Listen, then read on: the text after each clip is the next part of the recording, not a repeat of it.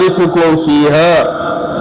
Ndugu zangu watukufu wa Islam, baada ya kumshukuru Allah tabaraka wa taala na pia kumtakia ziada ya rahma kipenzi cha umma Bwana Mtume Muhammadin sallallahu alaihi wasallam, ninahusia pasina kuacha kuhusia nafsi yangu ya kuendelea kumcha Allah tabaraka wa taala.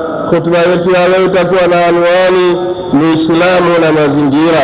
Ayuhal mu'minun, ndugu zangu watukufu wa Islam, ayuhal mu'minun, ndugu zangu watukufu wa Islam, ma hiya albia, nini mazingira?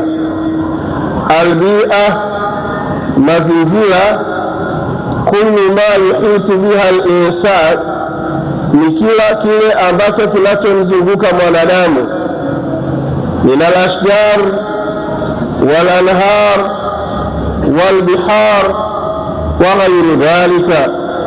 Mazingira ni kile kitu ambacho kinachomzunguka mwanadamu kama vile bahari, nchi kavu, miti, mito na vinginevyo visivyokuwa hivyo. Ayuha almu'minun, wayanqasimu albia, na mazingira yanagawanyika katika sehemu kuu mbili. Albiatu alma'awiyya, mazingira yanayohusiana na maji kama bahari, mito, mabwawa na kadhalika. Walbiatu alardhiyya, na mazingira yanayohusiana na nchi kavu kama vile miti na misitu, majangwa, milima na kadhalika na kadhalika. Na aina zote hizi mbili za mazingira, sheria ya Allah tabaraka wa taala kwa faida ya mwanadamu mwenyewe inamtaka alinde mazingira kwa namna moja au nyingine na kwa jinsi vile iwezekanavyo, na kama hakuna lazima basi asifanye vitu vya kuharibu mazingira, kwa sababu haya mazingira yamewekwa na Allah tabaraka wa taala, neema kubwa ambazo ametutunuku na kuturuzuku sisi waja wake. Ayuha almu'minun, Allah tabaraka wa taala ametukataza sisi kufisidi ama kuharibu mazingira pale aliposema ndani ya surati Al-A'raf. Allah tabaraka wa taala anasema wala tusibu fil ardi ba'da islahiha, wala msifanye uharibifu, msifanye ufisadi katika nchi baada ya kuwa Allah tabaraka wa taala amefanya islahi na kutengeneza neema hizo vyema, ninyi msije mkaziharibu. Wad'u khawfan wa tamaa, na muombeni Allah subhanahu wa ta'ala kwa hofu na kutumai neema na pepo. Inna rahmatallahi qaribun minal muhsinin, hakika si vinginevyo rahma za Allah subhanahu wa ta'ala zipo karibu mno kwa wale ambao ni kutenda wema. Aya hii inatukataza tusifanye ufisadi katika nchi, tusifanye uharibifu katika nchi, tusikate miti ovyo isiyokuwa ya lazima, bali ikiwezekana tunapokata mti tupande mti.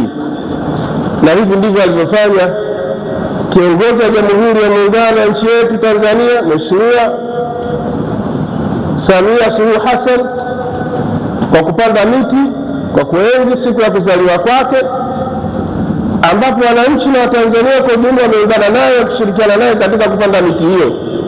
Lengo kuu ni kulinda mazingira. Ndugu zangu watukufu wa Islamu, ufisadi katika nchi hauishii tu katika mazingira, bali Ibn Kathir rahmatullahi alayhi anasema kwenye tafsiri hii kwamba innal fasada fil ard, fisadi katika nchi yashmalu maasi Allah, inakushenia mpaka maasi ya kumwasi Allah subhanahu wa ta'ala, wa takhriba na kuharibu vile ambavyo aslahahu Allah min manasi ibadi, Allah amevitengeneza, ameviweka vitu hivyo, ardhi hiyo, miti hiyo, mimea hiyo kwa ajili ya maslahi ya waja. Kwa hiyo hatuishii tunapozungumza mazingira kwamba yanaishia katika mimea au vitu vinavyotuzunguka tu, bali pia maasi nayo ni yenye kuharibu mazingira. Ndugu tukufu Islam, tumesema inakuza mazingira ziko mbili, mazingira ya nchi kavu na mazingira ya baharini kwa ujumla wake, na kila moja katika aina hizi mbili zimekuja hadithi za Bwana Mtume sallallahu alaihi wasallam zikituelekeza namna gani tukaishi katika aina mbili hizi za mazingira. Aina ya kwanza ya mazingira ni ile ya nchi kavu.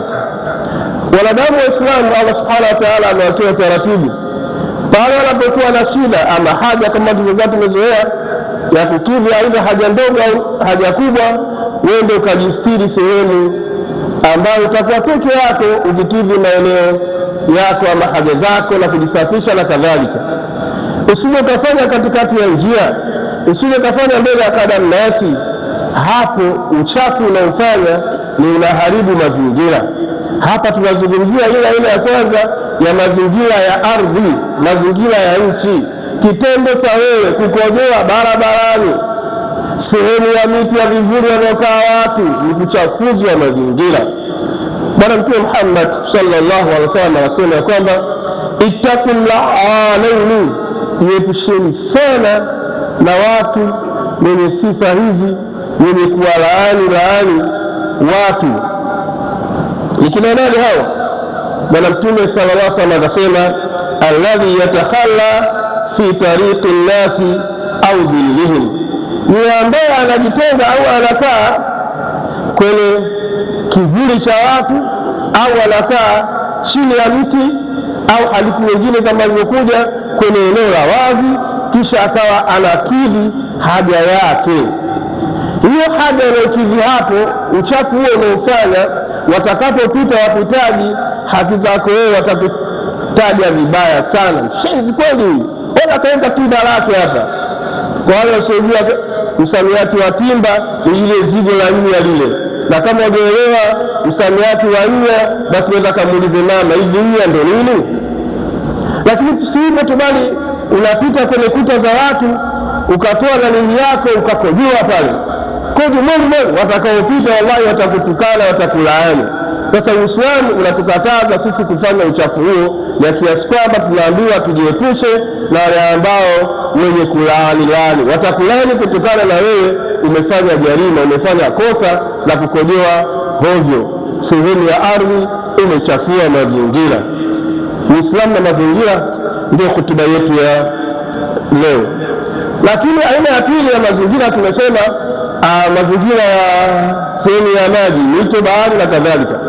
Pia nako Uislamu haujaacha kuzungumza na umesema mengi, na kwa kuwa muda utoshi, lakini Bwana Mtume Muhammad sallallahu alaihi wasallam anasema kwamba la yabulanna ahadukum fil ma'i da'imin alladhi la yajri, asije akakojoapo mmoja wenu katika maji ambayo yameketi hayatembei.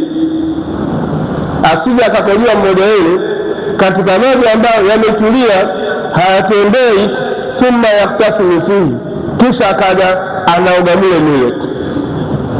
Wale ambao wanaishi vijijini wanalielewa hili. Anaingia katika mto, kwa kuwa anajisifu katika maji, anaachia majambo yake, anaachia mizigo sometime, na sikusudi mizigo ya miogo, na kusudia vile vile ananyaa, anakunya pale hashakum, lakini pia vile huwa anakojoa vile. Lakini wengine wanasema sheria, sasa kama kuna maji yako pale, maji hayatembei, usije ukakojoa kisha ukaonoga pale, usije ukakojoa kisha ukanachukua uzu maji yale. Kwa nini? Yale maji yatakuwa yanajisika. Pili, yale maji yatakuwa yana uchafu. Tatu, yale maji yatakuwa na bakteria.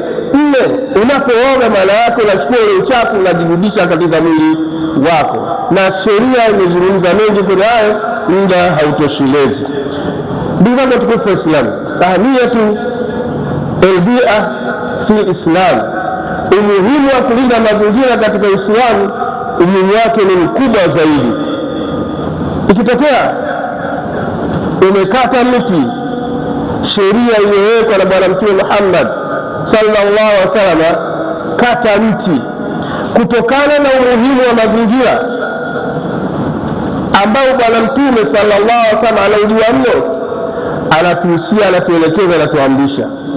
Imagine kwamba ndio leo siku ya Ijumaa ndio siku ambayo kiama kinasimama pamoja, kuwa ni hamjui mwendelea na kufanya shughuli zenu, hambali hamjali, mnaendelea kuuza na kununua.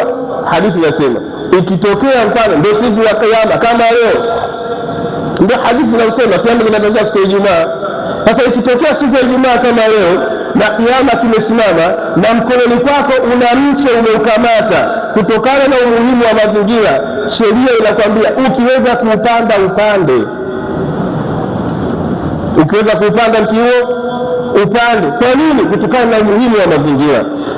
Hadithi ya Anas bin Malik radhiyallahu anhu amesema Bwana Mtume sallallahu alaihi wasallam, in qamati saa, ikiwa kiyama kitasimama, wa fi yadi ahadikum fasila, na katika mkono wa mmoja wenu ameshika mche wa mti, fa in istataa alla taquma, ikiwa ataweza kiasi kwamba kiyama hakijasimama vyema, hata ya gharisa, mpaka aweze kuupanda, fal ya gharisa, na upande.